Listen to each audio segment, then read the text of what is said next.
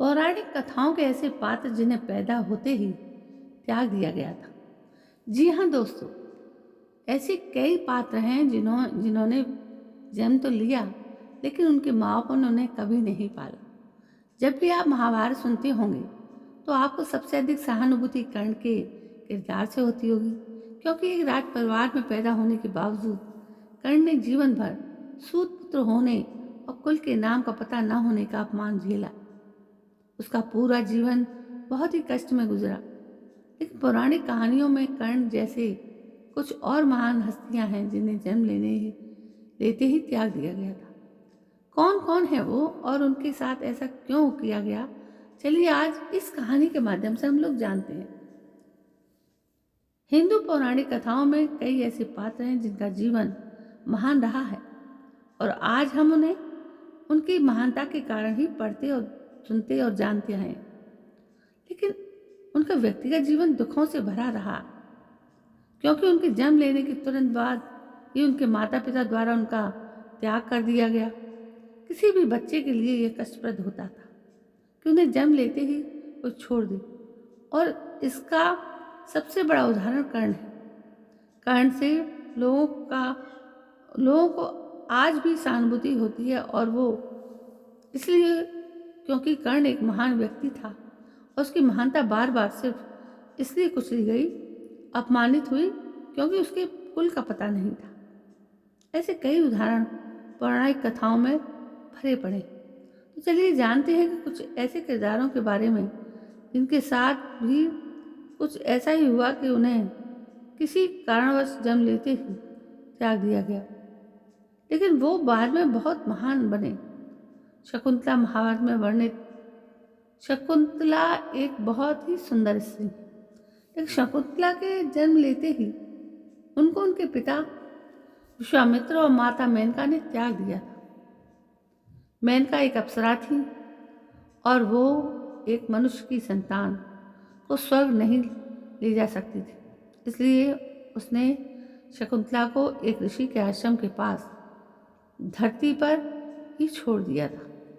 शकुंतला को बाद में ऋषि कर्ण ने अपनाया और पाला, लेकिन बाद में शकुंतला का जीवन भी बहुत कष्टों भरा बीता था। दूसरा है जरासंध। मगध देश का राजा जरासंध, जो कि महाबली था, जिसके कारण भगवान श्री कृष्ण का नाम रण छोड़ पड़ा था। उस जरासंध की माँ ने भी उसे जन्म लेते ही फेंक दिया था, क्योंकि वो दो आध्यात्मिक शरीर के साथ दो अलग अलग माताओं की कोख से पैदा हुआ था। उसके जन्म लेने के बाद उसकी माताएं डर गई थी और उन्होंने उसे त्याग दिया था, लेकिन बाद में एक सन्यासी राक्षसी ने उसके दोनों हिस्सों को जोड़ा और वो जरासंध बन गया। वेद व्यास का जन्म एक अप्सरा की कोख से हुआ था। वेद व्यास जी के पिता का नाम महर्षि पाराशर था।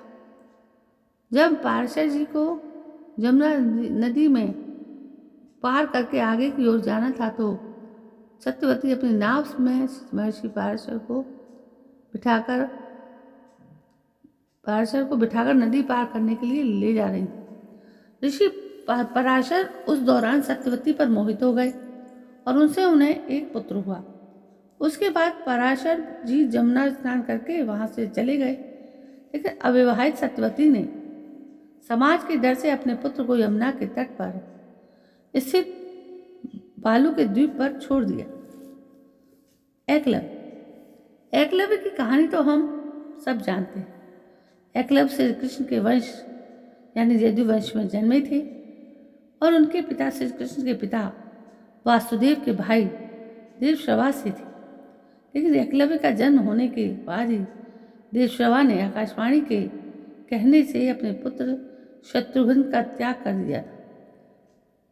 देवश्रवान के द्वारा त्यागे गए उस पुत्र को ऋषादों ने पालकर बड़ा किया, इसलिए ये ऋषाद वंश एकलव्य के नाम से प्रसिद्ध हुए। फिर हैं भगवान शिव और पार्वती के गोद लिए पुत्र सुकेशु राक्षस। सुकेश की माता का नाम साल कटंकटा था तथा जन्म के बाद ही उसकी माता सुकेश का त्याग करके अपने पति के साथ सुखमय जीवन व्यतीत करने लगी। जब भगवान शिव और पार्वती की उस बालक पर नजर पड़ी तो उन्होंने राक्षस पुत्र के ना होने के बावजूद सुकेश को अपने पुत्र की तरह माना और उसका पालन पोषण किया। उन्होंने उसे अमरता का वरदान भी दिया। माता सीता रामायण की प्रमुख पात्र माता सीता को भी जन्म के तुरंत बाद त्याग दिया गया था। उन्हें राजा जनक ने एक खेत में पाया और अपनी पुत्री के रूप में अपनाया। फिर है ध्रुव। पुराणों में वर्णित ध्रुव को उनकी सौतेली मां ने त्याग दिया था। उन्होंने अब तपस्या कर भगवान विष्णु से आशीर्वाद प्राप्त किया और अंत में ध्रुव तारा बने।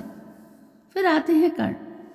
महाभारत के महान कर्ण को उनकी माता कुंती ने जन्म के तुरंत बाद त्याग दिया था। उन्हें एक नदी में बहा दिया था जहाँ उसे एक रथ चालक ने पाया और बाद में उसी ने पाला और इस तरह से उनका जीवन आगे बढ़ा। तो दोस्तों ये कुछ पात्र थे महाभारत के या पौराणिक कथाओं से जुड़े जिनके जीवन काल में अपने माता पिता द्वारा छोड़ा जाया गया था। दोस्तों ये जानकारी आपको कैसी लगी? यदि पसंद आई हो तो प्लीज़ मेरे चैनल को सब्सक्राइब करना ना भूलें और इस जानकारी को ज़्यादा से ज़्यादा शेयर भी करें। कल मैं फिर हाजिर होती हूँ आपके सामने एक नई कहानी को लेकर। तब तक के लिए जय हिंद, वंदे मातरम।